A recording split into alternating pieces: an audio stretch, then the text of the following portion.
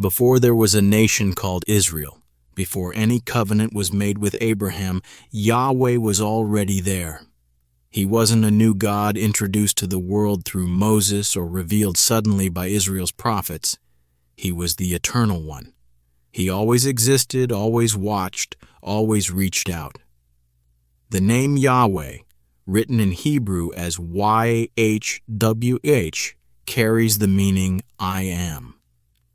It speaks of His eternal presence, His self-existence, and His unchanging nature. While that name was revealed openly to Moses at the burning bush, it had already quietly appeared in the early chapters of Genesis, long before Moses ever walked the earth. In Genesis chapter 4, verse 26, it says, "Then began men to call upon the name of the Lord." The word Lord is translated from Yahweh. This moment happened in the generation of Seth, the son Adam and Eve had after Abel. Humanity was still in its infancy, and yet people were already calling on Yahweh by name. That changes the way we think about faith's origin. Worship didn't start with Abraham. It didn't begin with temples or laws or the Ten Commandments. Right from the beginning, in a world already feeling the effects of sin, there were people reaching out to Yahweh. They had no religious system. They had no written rules. But they had the instinct to seek the one true God. This turning point in Genesis comes just after Seth's son, Enosh, is born. It marks something significant. People began to realize they weren't alone. There was a God who ruled over them, and they called Him Yahweh. That tells us something beautiful. From the very start, Yahweh wasn't hiding. He made Himself known. Even when humanity was scattered and broken, Yahweh invited people into a relationship. He was never just the God of Israel. He was the God of all creation. And He was already revealing Himself to anyone who would seek Him. As we move through Genesis, we see the name Yahweh appearing often. When Noah came out of the ark and built an altar, he offered sacrifices to Yahweh. When the people built the Tower of Babel, it was Yahweh who came down to see what they were doing. These stories take place in a world that had never heard of Moses or the Ten Commandments. And yet Yahweh's name keeps showing up. That's important. It tells us that before Israel's story officially began, Yahweh's name was already being used. His interaction with humanity didn't start with one group. It extended to the whole world.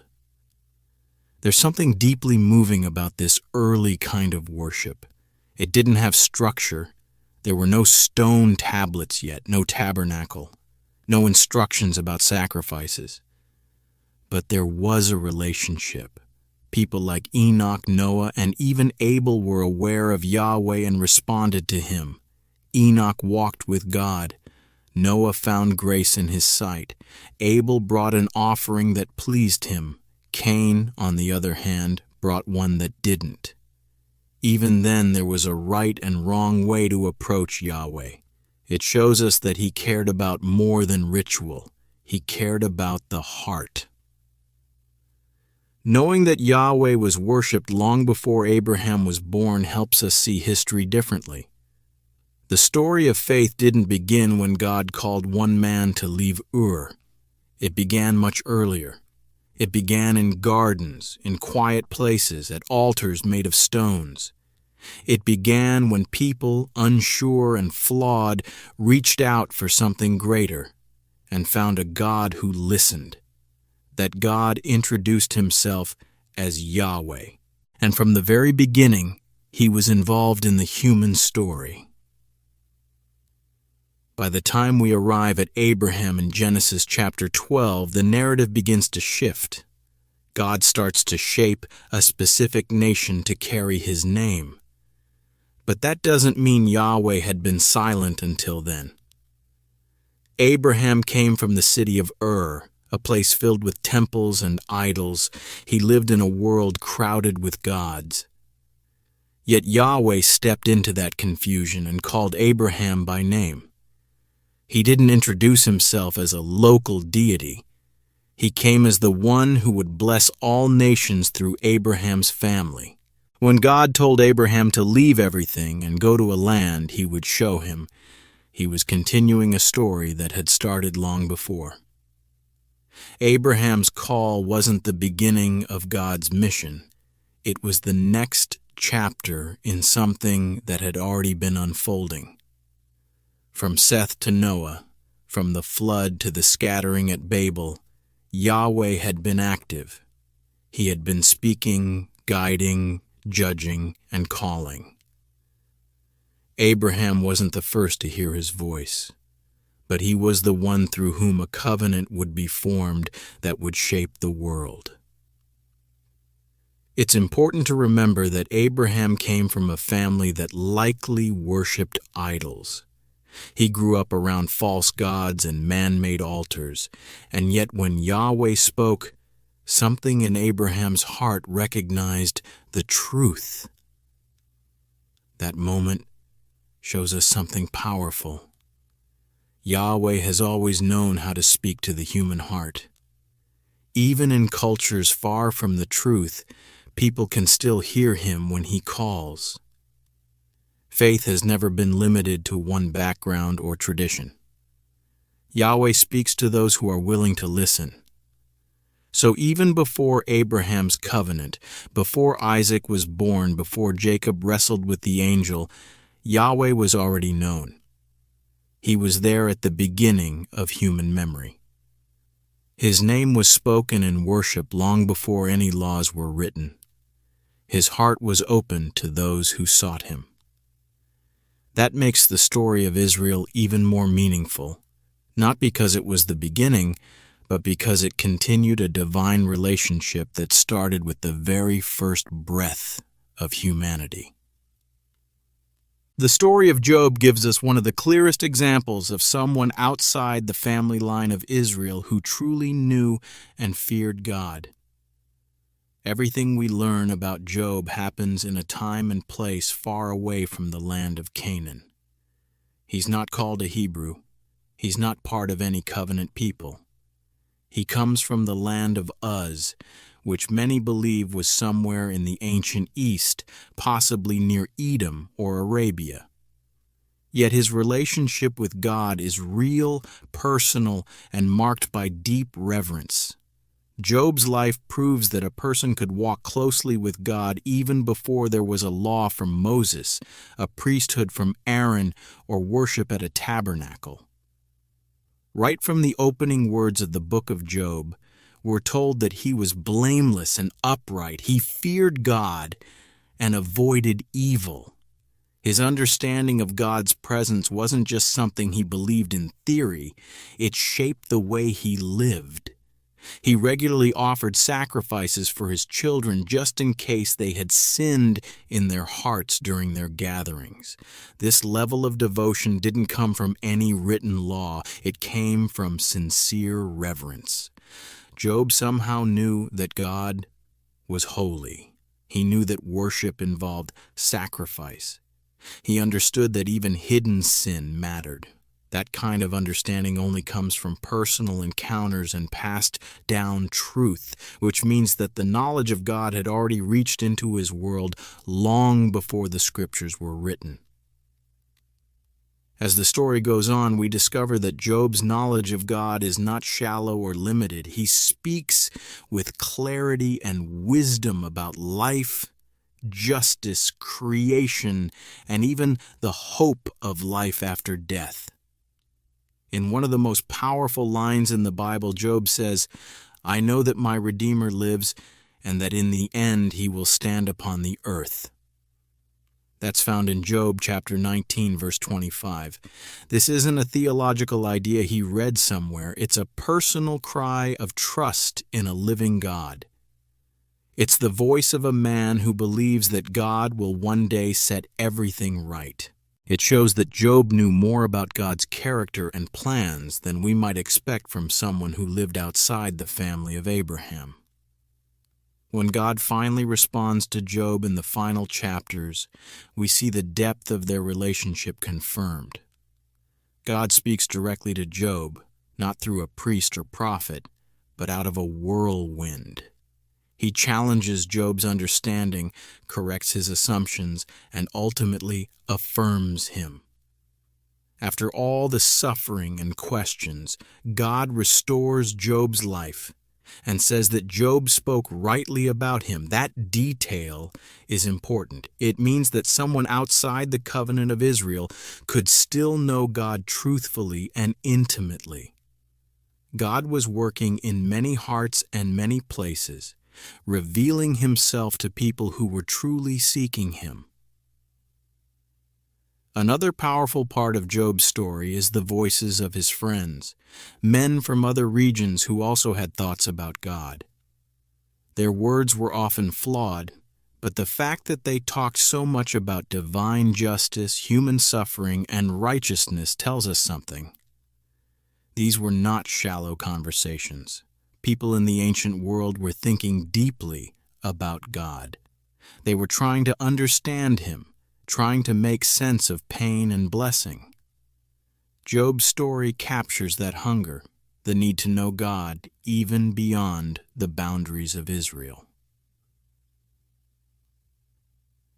Then we come to Melchizedek, a mysterious and remarkable figure who appears suddenly in the book of Genesis. His story is short, but it leaves a deep impression on the entire Bible. Melchizedek meets Abraham in Genesis chapter 14 after Abraham rescues his nephew Lot from invading kings. He is introduced as the king of Salem and a priest of God Most High. Without much explanation, Melchizedek blesses Abraham and receives a tenth of all the goods Abraham had taken in battle. His name means King of Righteousness, and he rules over Salem, a word that means peace. He is both a king and a priest, a combination that was not permitted in Israel's later religious structure, where those two roles were kept separate. Melchizedek does not belong to Israel. He doesn't come from Abraham's family, yet he knows the true God. He refers to God as El Elyon, meaning God Most High, creator of heaven and earth. There's no sign that Melchizedek was an idol worshiper or someone caught up in false religion. He blesses Abraham in the name of this God and gives him credit for Abraham's victory. And Abraham responds by giving Melchizedek a tenth of everything he had. That act was not just generous, it was an acknowledgement of spiritual authority. Abraham, the one chosen to start a new nation, honored Melchizedek as someone who already knew and served the true God. What's even more striking is that God never questions or ignores Melchizedek's priesthood. The Bible later points to it as something special.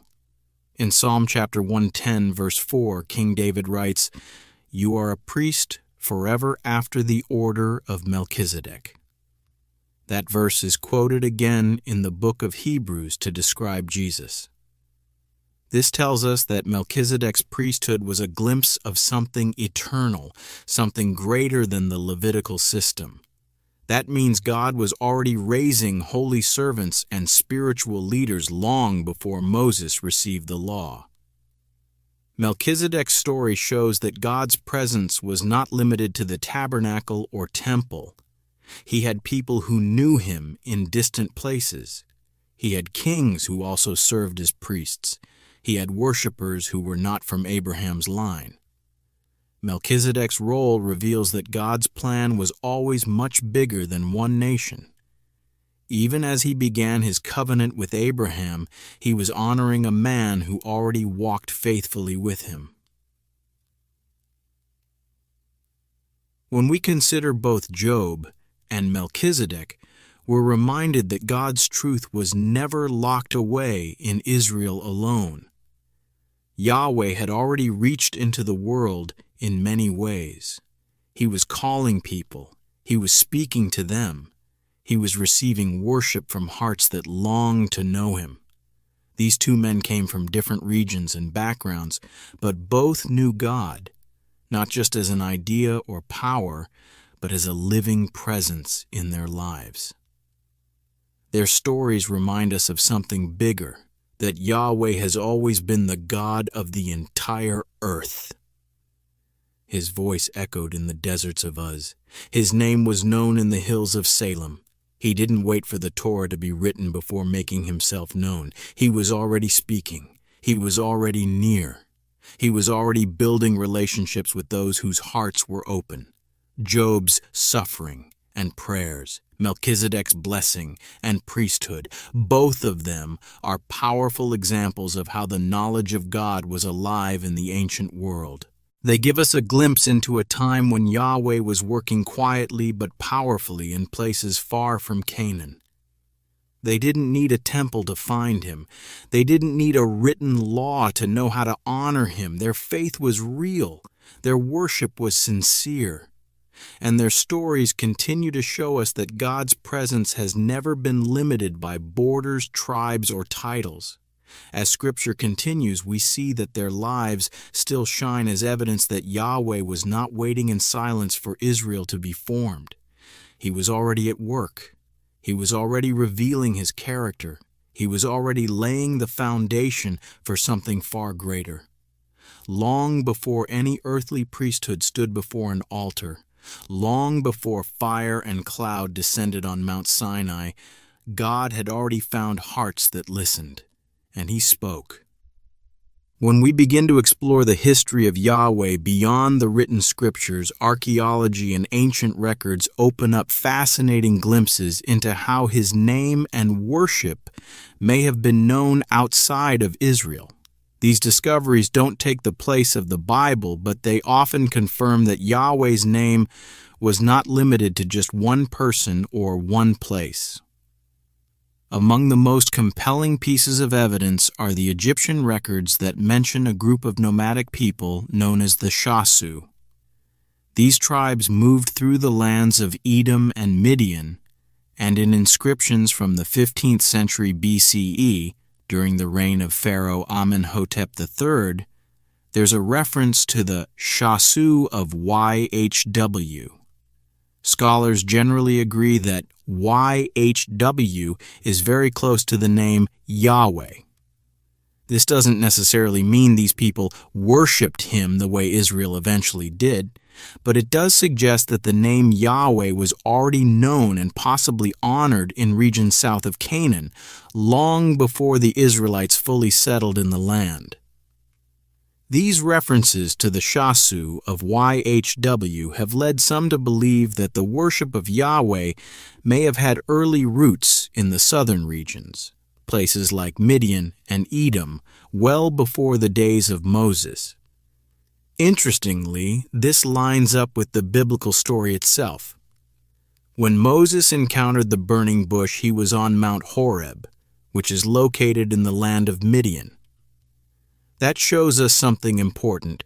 The divine presence connected to Yahweh was already known in that land. The God who called out to Moses wasn't introducing himself in that region. He was calling from a place where his name may have already been spoken by nomadic peoples. If those ancient inscriptions do refer to Yahweh, it would mean that his name had been moving quietly through the deserts and highlands long before Israel began its formal worship in the Tabernacle. More clues come from inscriptions found in the Sinai Peninsula and parts of southern Palestine. These early Semitic writings include versions of the divine name, offering hints that Yahweh's name was part of the larger cultural and spiritual landscape of the region. These weren't just meaningless carvings, they were signs of memory and reverence. They reflect a name that had weight, even among people who had never held the scrolls of Moses or stood beneath Mount Sinai. These inscriptions may not show structured worship, but they do suggest familiarity and perhaps even awe with the God whose name would later be central to Israel's story. In places like Kuntalet Ajrud and Khirbet el-Qam, archaeologists have uncovered inscriptions that mention Yahweh of Samaria and Yahweh of Teman. These regional titles attach Yahweh's name to specific areas and communities. They may reflect different ways he was honored or understood. It's unlikely that those communities followed Yahweh in the covenant sense that Israel later did, but they recognized something divine about his name. These inscriptions show that Yahweh was not only known in one central place. His name had traveled, his presence had been noticed, and his reality was acknowledged in lands beyond Israel's borders. When we look at the ancient world's languages, the name Yahweh stands out remarkably. While many gods were referred to with general titles like El, Baal, or Dagon, Yahweh's name was personal and specific. It was unique. The name YHWH, known as the Tetragrammaton, means he is or I am. That speaks of existence itself, of eternal being, of self-sufficiency. Other gods were linked to storms, the sun, or fertility. Their names pointed to natural forces. But Yahweh's name didn't draw from any of that.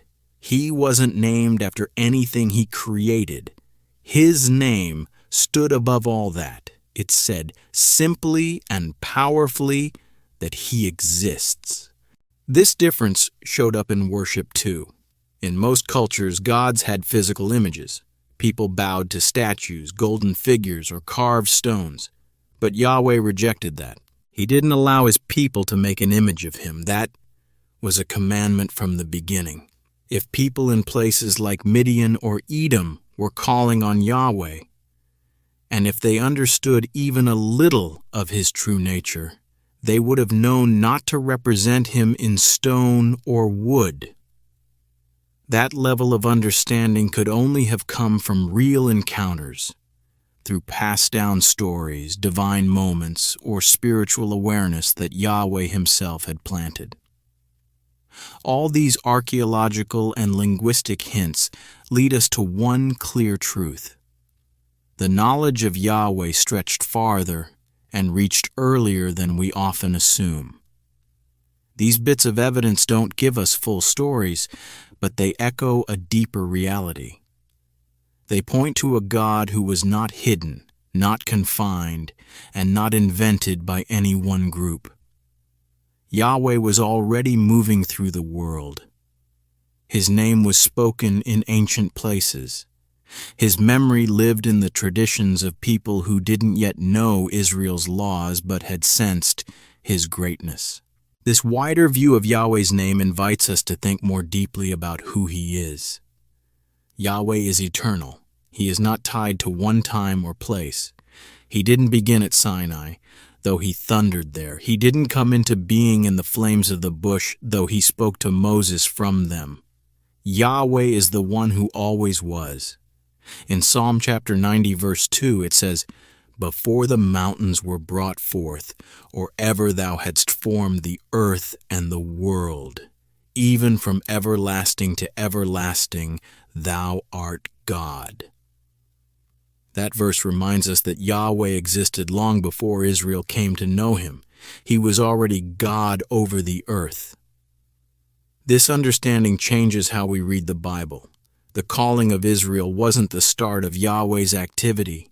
It was the continuation of something already happening. From the very beginning of time, he was involved. He was present at creation, his spirit hovering over the waters. He was walking in the garden in the cool of the day. He was speaking to people who had no scriptures and guiding lives that were far from any tabernacle. His presence was real, even when it wasn't recorded. There's something deeply comforting in that. Yahweh doesn't need a building, a ritual, or a sacred language to make himself known. He comes to people where they are, in the wild places, in the quiet moments, in the hearts of those who are searching. He speaks in dreams. He shows up in unexpected places.